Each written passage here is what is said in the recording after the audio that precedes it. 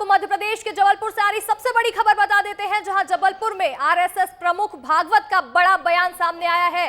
मोहन भागवत ने कह दिया है कि दुनिया दूसरी विचारधाराओं में बटी हुई है, दो विचारधाराओं में दुनिया बटी हुई है, वहीं ताकतवर जिएंगे और कमजोर मर जाएंगे।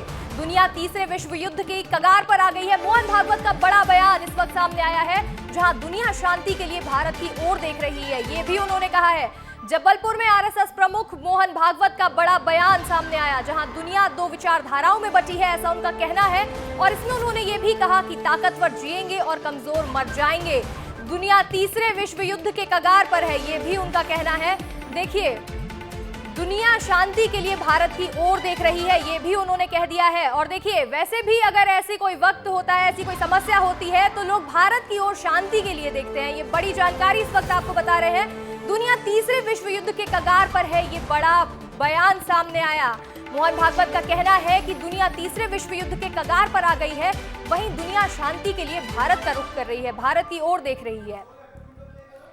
जबलपुर में आरएसएस प्रमुख भागवत का बड़ा बयान सामने आया। देखिए, दुनिया दो विचारधाराओं में बटी है, ऐसा उनका कहना। देखिए, आइए आपको यह भी सुना देते हैं कि जबलपुर में मोहन भागवत ने क्या कहा है, सुनिए। सब लोग मानते हैं कि तीसरे विश्व युद्ध का साया मंडरा रहा है। अब वो यूक्रेन के युद्ध के कारण होगा कि गाजा के युद्ध के कारण होगा, यही बातें चलती है। विज्ञान की इतनी बड़ी प्रगति हुई, अभी तक देश के या दुनिया के गरीबों तक वो विज्ञान पहुंचा नहीं है, उसकी सुविधाएं पहुंची नहीं है। लेकिन दुनिया को जलाकर भस्म करने वाले अस्त्र सब जगह पहुंच गए हैं। किसी बीमारी की दवा देहात में या जंगलों में मिलेगी नहीं, लेकिन दो विश्व युद्ध हो गए, इतना बड़ा संहार हुआ, लेकिन तीसरे विश्व युद्ध की संभावना बनती चली जा रही है। ज्ञान असीम है, परंतु रास्ता नहीं मिल रहा है। और उनकी अपेक्षा भारत से है, क्योंकि भारत की परंपरा में भारत का एक कालखंड महाभारत युद्ध के पहले का ऐसा रहा कि सारी दुनिया को हमने भौतिक सुख संपदा भी दी और आत्मिक शांति भी दी। तो दुनिया ये जानती है कि भारत ने एक लंबे समय तक ऐसा जीवन दुनिया को दिखाया है। देखिए, इस खबर पर अधिक जानकारी के साथ हमारे सहयोगी दुर्गेश साहू जबलपुर से जुड़ रहे हैं, तो वहीं श्याम सिंह तोमर वरिष्ठ सहयोगी हमारे न्यूज रूम से जुड़ रहे हैं। सबसे पहले रुख करेंगे श्याम सर का और उनसे जानेंगे। देखिए, उन्होंने लंबे वक्त तक आरएसएस को कवर किया है। सर, आपने आरएसएस को इतने लंबे टाइम तक कवर किया, आप बहुत करीबी से जानते हैं। साथ ही आरएसएस के प्रमुख मोहन भागवत का बड़ा बयान सामने आया है और उन्होंने कह दिया है कि दुनिया तीसरे विश्व युद्ध की कगार पर आ गई है और भारत की ओर लोग शांति का रुख कर रहे हैं। देखिए, इसको इस तरह से समझना चाहिए हमको कि वो ये बताना चाहते हैं भारत का महत्व है। अगर तीसरा विश्व युद्ध होगा तो रोक कौन सकता है, रोक भारत सकता है। उन्होंने एक बड़ी बात जो पिछले दिनों ये लंबा जुमला चला के बटेंगे और कटेंगे, उसको भी जस्टिफाई किया। उन्होंने कहा कि हिंदुत्व अगर मजबूत होगा, सनातन अगर मजबूत होगा तो दुनिया मजबूत होगी। उनके बयान को इस तरह से भी समझना चाहिए कि अब समय आ गया है दुनिया को ये दिखाने का, विश्व को ये दिखाने का कि भारत सशक्त है, भारत की निर्णायक भूमिका है, भारत का जो मत है वो महत्वपूर्ण है।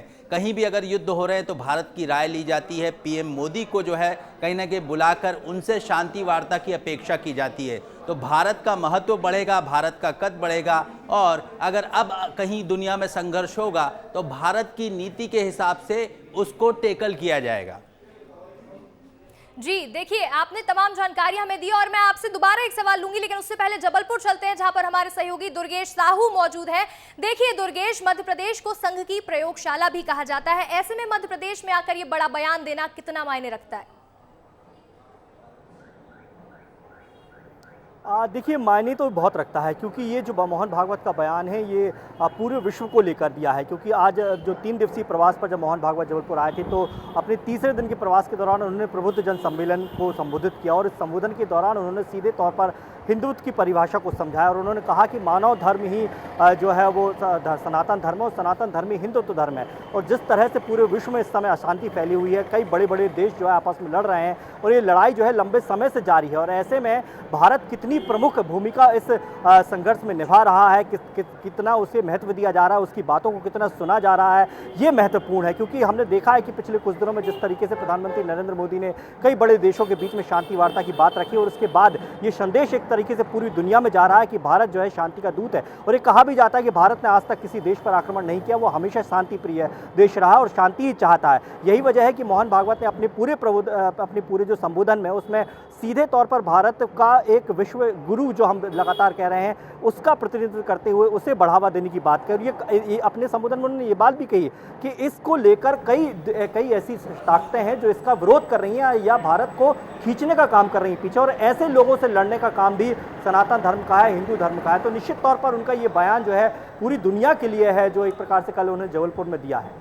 जी दुर्गेश, देखिए निश्चित तौर पर ये बयान पूरी दुनिया के लिए। वहीं मैं श्याम सर का रुख करूंगी और सर देखिए दो बड़े बयान उन्होंने दिए हैं।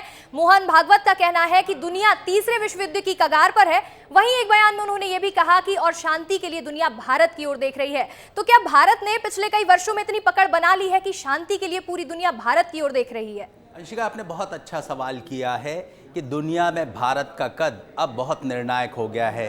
दुनिया जो है भारत के मत को जानना चाहती है। पिछले कुछ वर्षों में हुआ, पहले होता ये था कि जो है हमारे जो राजनयिक या फिर हमारे जो जनप्रतिनिधि दुनिया के किसी देश में जाते थे तो अलग थलग दिखाई देते थे, लेकिन जो मौजूदा सरकार है उसके जो मुखिया हैं पीएम मोदी, जब भी कहीं जाते हैं, किसी देश में जाते हैं तो वहाँ पर उनकी भूमिका निर्णायक हो जाती है।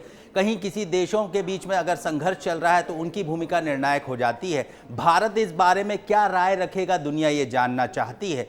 अब दूसरे देशों से जब भी जो है वहाँ के कद्दावर चेहरे यहाँ आते हैं तो दुनिया ये समझना चाहती है कि इनको बुलाया है, यानी बहुत महत्व है इस बैठक का।